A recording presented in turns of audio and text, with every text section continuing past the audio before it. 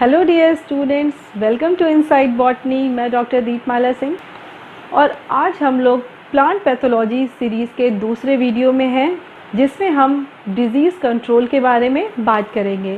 तो disease control तभी possible है जब आपने पैथोजन के बारे में अच्छे से जान लिया, पैथोजन का होस्ट से क्या इंटरेक्शन है जान लिया और इन्वायरमेंट से क्या इंटरेक्शन है वो जान लिया, जिसको हम लोग डिज़ीज़ ट्रायंगल भी कहते हैं। यानी होस्ट, पैथोजन और इन्वायरमेंट का क्या कनेक्शन है आपस में, कैसे ये तो ही हम डिज़ीज़ कंट्रोल के उपाय कर सकते हैं। डिज़ीज़ कंट्रोल को हम मेनली 4 भागों में डिवाइड कर सकते हैं, जैसा कि cultural methods, physical method, chemical method and biological method. Cultural methods, यहाँ पर हम क्लोज इंस्पेक्शन रखते हैं कि इस पर डिज़ीज़ तो नहीं लग रही हैं। क्रॉप प्लांट के इन्वायरमेंट में थोड़ा सा मैनिपुलेशन करके हम उसके पैथोजन के लिए उस इन्वायरमेंट को अनफेवरेबल बना सकते हैं, जिसकी वजह से डिज़ीज़ कॉजिंग एबिलिटी जो है वो पैथोजन लॉस्ट कर दे। इसके अलावा पैथोजन की लाइफ साइकिल अगर हमें पता है कितने स्टेप्स में कंप्लीट हो रही, तो हम उसे भी डिस्टर्ब कर सकते हैं और इस तरीके से डिज़ीज़ के स्प्रेड को रोका जा सकता है।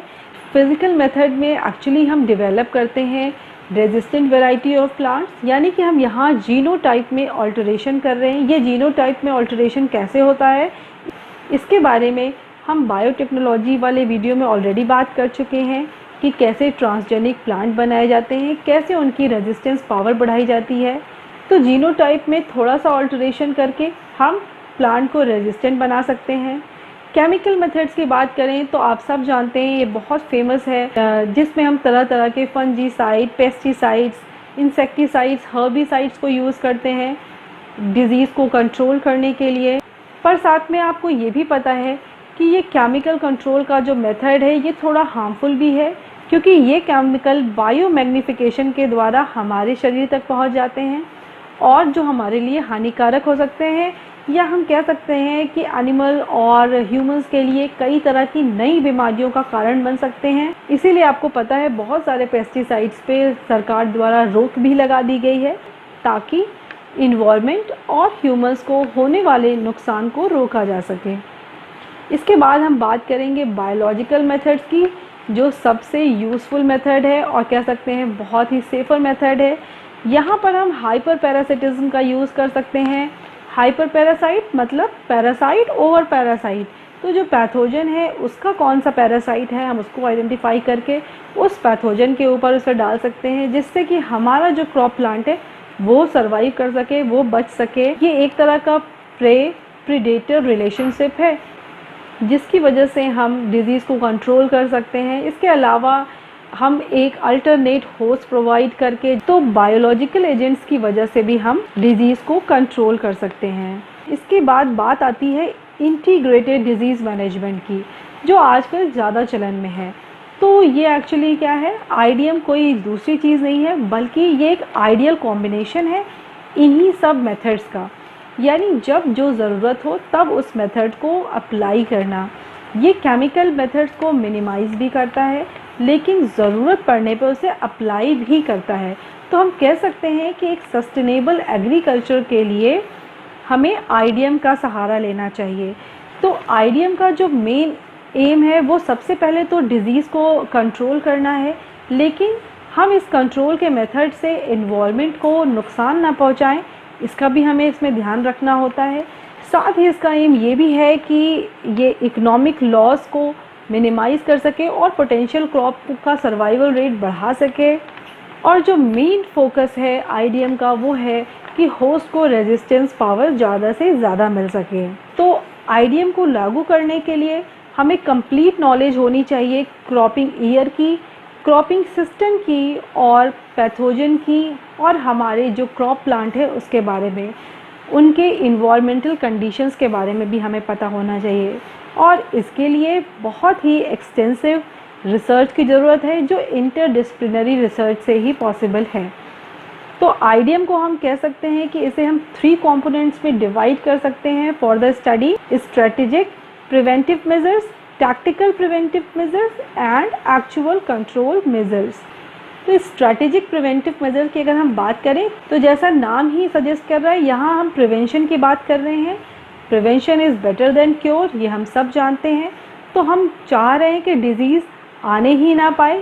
तो इसके लिए कोशिश की जाती है कि जब क्रॉपिंग का समय हो उस समय पैथोजन आसपास के नेबरिंग हुड में प्रेजेंट ही ना हो, यानी उसके लिए हम डिसइंफेक्शन का यूज़ करते हैं, स्टेरलाइज्ड एग्रीकल्चरल टूल्स का यूज़ करते हैं, जिससे ज़्यादा से ज़्यादा हम पैथोजन को दूर रख सकें अपनी पोटेंशियल क्रॉप से। इसके अलावा क्रॉप रोटेशन का भी बहुत ध्यान रखा जाता है। क्रॉप रोटेशन के तो कई फ़ायदे हैं जो आपको पहले ही पता है। एक तो इसमें सॉइल एनरिच रहती है न्यूट्रिएंट से, दूसरा पैथोजन को सूटेबल होस्ट नहीं मिल पाता है और इस तरह उसकी डिजीज़ कॉजिंग कैपेबिलिटी भी कम होती जाती है ईयर टू ईयर।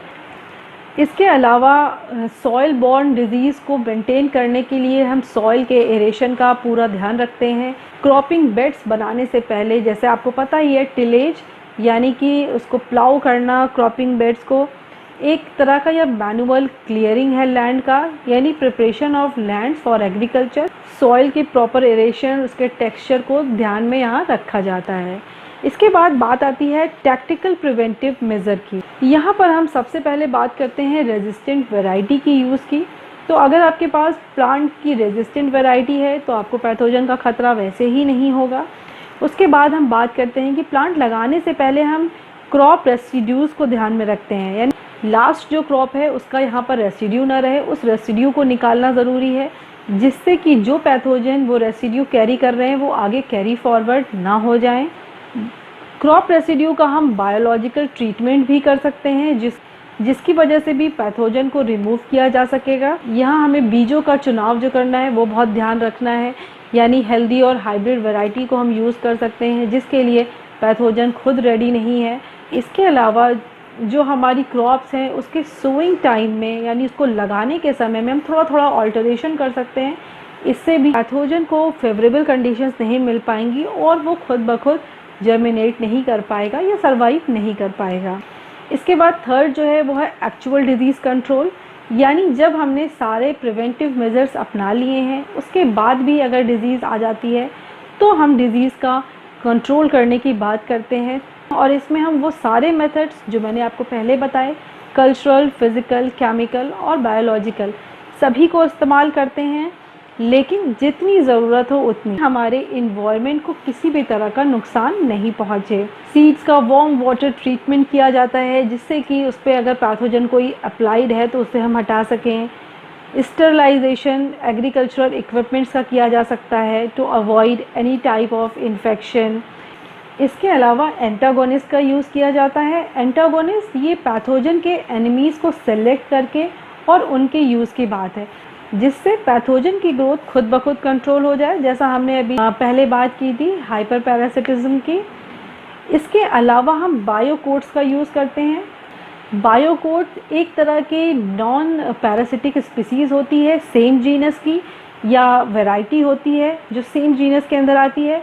तो यहाँ पर हम एक तरह का, चूँकि ये एक जीनस है तो उनको एक टाइप का इन्वायरमेंटल कंडीशंस चाहिए to grow and to develop.